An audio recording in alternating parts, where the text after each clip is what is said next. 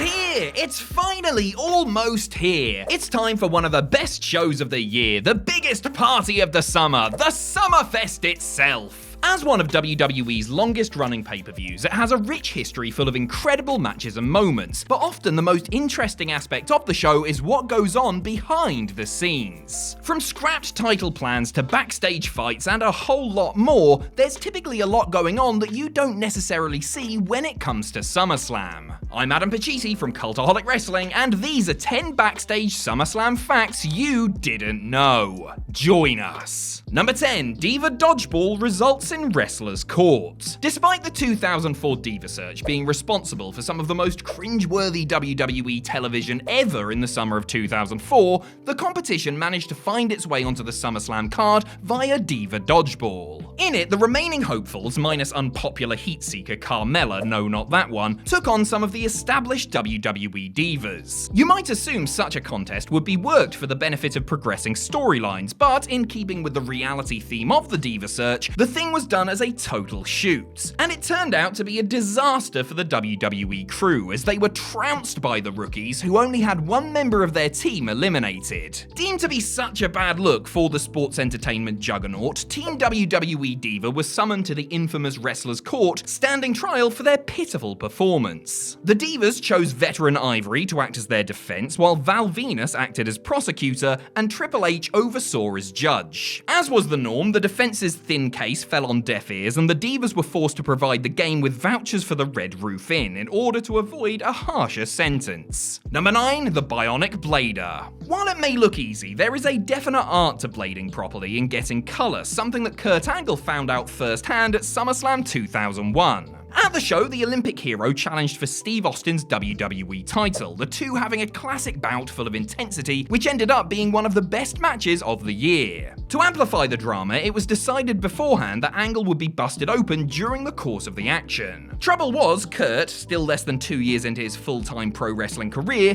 didn't know how to do it effectively. Austin had made the blade himself and told his opponent how to do it, but when it came time to pull it off during the match, Angle only produced a light trickle of the red stuff, causing the Texas Rattlesnake to step in and take matters into his own hands. Grabbing the blade, the champ dug it into the challenger's head and twisted it, producing a fountain of claret that did not stop pouring out. After the Bionic Redneck taught him the hard way, Angle was comfortable gigging himself from there on in. There is certainly a lesson here, but I'm not quite sure what it is, and I'm afraid it might be let Stone Cold Steve Austin stab you in the head with a sharp object, so let's just move on. Number 8. A forgotten classic. SummerSlam 92 was a big moment for both Bret Hart and Davey Boy Smith. For Hart, it was a chance to headline a historic pay-per-view in front of a record crowd against a beloved family member. For Smith, it was a homecoming and an opportunity to play the hero in front of tens of thousands of his countrymen. While the Hitman took things seriously and did his due diligence beforehand, Bulldog was less concerned with proper preparation. According to Bret and others, Smith had been MIA in the weeks beforehand, and when they eventually caught up the night before the show, he confessed that he had spent the summer indulging in a serious drugs binge with Jim Neidhart. Not only was he not in the requisite shape to work a long match, he also forgot what the pair had mapped out just moments after the bell rang. Thankfully, the excellence of execution took charge, and basically, with some assistance from referee Joey Morella, carried his brother-in-law to a masterpiece. That nobody was able to tell just how lost and in such poor condition Davey Boy was is a testament to the talent of Bret Hart. Number 7. No room for Big Show. The year 2000 was not a banner one for Big Show, who started it as WWE champion, slid down the card and became a comedy character before being taken off the road and sent to WWE developmental territory OVW. Originally booked against The Undertaker at that year's SummerSlam, the world's largest athlete was removed from the card just a fortnight before the scheduled Clash of the Titans. He was written out of the storylines after suffering a brutal beatdown at the hands of his former WWE Tag Title winning partner, with Kane hastily turned heel and booked as his replacement. It was Show's last appearance for over 5 months before returning as an entrant in the 2001 Royal Rumble. So just why did Paul White get his big SummerSlam match taken away away from him? Well, according to reports at the time, management felt that he was out of shape and lacked commitment, citing a bad attitude. He was also dealing with back issues, but WWE mainly wanted him to shed some pounds, so they shipped him off to Kentucky to work out with Jim Cornette. Yes, that's right, they wanted him to lose weight by hanging out with Sprite's most loyal customer in the home of fried chicken.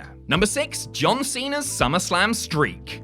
John Cena will make his SummerSlam return this year when he takes on Roman Reigns for the Universal title, which will be Big Match John's 15th SummerSlam outing and first for several years. Before his hiatus, Cena managed to appear at 14 consecutive SummerSlams, proving that he really is WWE's ultimate workhorse. Indeed, between 2004 and 2017, you won't find a SummerSlam card without his name on it. As far as his record currently stands, he has 5 wins and 9 losses, which includes a consecutive 6-match losing streak between 2011 and 2017. Cena doesn't hold the record for most SummerSlam matches, however. That honor belongs to The Undertaker, having competed in 16 of them and boasting a not too shabby record of 10 wins, 5 losses, and 1 no contest. And let's not forget that The Undertaker does in fact hold a victory over The Undertaker. Doesn't seem fair really, the last time I beat myself on camera I got banned from Twitch.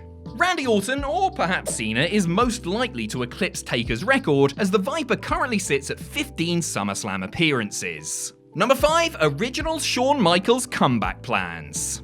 One of the best SummerSlams ever, the 2002 version of the show, was highlighted by Brock Lesnar's WWE title triumph, a plethora of great matches, and the improbable in-ring return of Shawn Michaels, over 4 years after he had been forced to retire due to a serious back injury. The Heartbreak Kid beat Triple H in a brutal and epic non-sanctioned match, which, amazingly, wasn't the originally discussed plan. According to Michaels, he actually called Vince McMahon when he felt ready to return and pitched a match between himself and the WWE chairman. Worried that he might be a step slower after such a long layoff, HBK figured that a shortcut-filled brawl with the more, deliberate genetic jackhammer would temper fan expectations. Vince was intrigued and told Shawn that he would consider the proposal and call him back. But when he did, he had an alternative idea. If the Boy Toy was going to have a big comeback match at SummerSlam, why not do it with friend and former DX running buddy Triple H instead? Obviously, McMahon managed to convince Michaels, and what was supposed to be a one-shot deal eventually turned into an amazing 8-year run.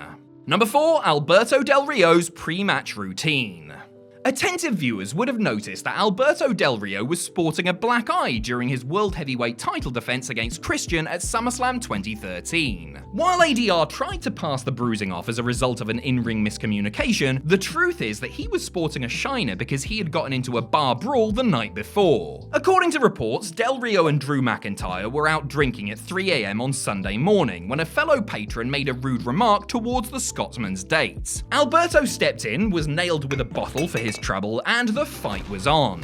Del Rio wasn't punished for his part in the scrap since he held the title for another few months before dropping it to John Cena. That SummerSlam weekend, someone was punished for drunken behavior though, as Jim Ross was fired for failing to control a sloshed Ric Flair during a WWE 2K14 panel he was supposed to be moderating. I mean, that's sort of like firing a farmer for failing to control a stampede of angry bulls, isn't it? Number 3, Jackass vs WWE. SummerSlam 2007 could have looked very different indeed if the original main event had taken place as scheduled. Shane McMahon had worked behind the scenes to bring in the crew from Jackass to take on Umaga in a handicap match based on the infamous segment from the October 16th, 2006 episode of Raw, where the Samoan Bulldozer stiffly beat down Steve-O and Chris Pontius after the Wild Boys lads failed to properly sell his offense the first time around. Advertising material was filmed and printed for the planned bout, and everything seemed like it was good to go, but then Johnny Knoxville got cold feet and pulled out in the wake of the Chris Benoit tragedy, causing WWE to scrap the match altogether. Prior to that, plans were almost scuppered due to Steve-O's erratic behavior, as well as the fact that he had spoiled WWE's announcement by prematurely spilling the beans in a MySpace blog post. Umaga's consolation prize was successfully defending his Intercontinental title in a disjointed triple threat match with Carlito and Ken Kennedy, which went on second. Number 2, a fan almost ruins the finish to a world title match. SummerSlam 2004 was a strange old event made stranger by the unpredictable reactions of the Toronto crowd. The live audience certainly shocked WWE when they decided to boo their babyface countryman Edge and heckle other usual fan favorites, leading the announcers to declare that the show was taking place in Bizarro World. Oh, to live in a time where crowds hijacking the show was the exception, not the rule. Anyway, one fan took things a few steps too far when he hopped the barricade towards the end of the WWE title match between JBL and The Undertaker. Not only did he jump the rail, but the bellend actually climbed on top of the champion's limo. On any other night, that would have been fine. Well, not fine, but bear with me. But on this night, the roof had been gimmicked to facilitate a post-match stunt. After JBL retained via disqualification, the two brawled onto the roof of the limo, where the dead man performed a chokeslam through it. Had security not intercepted the numpty beforehand, he would have not only ruined the illusion, but also very likely injured himself in the process. Number 1. Mohammed Hassan, WWE Champion.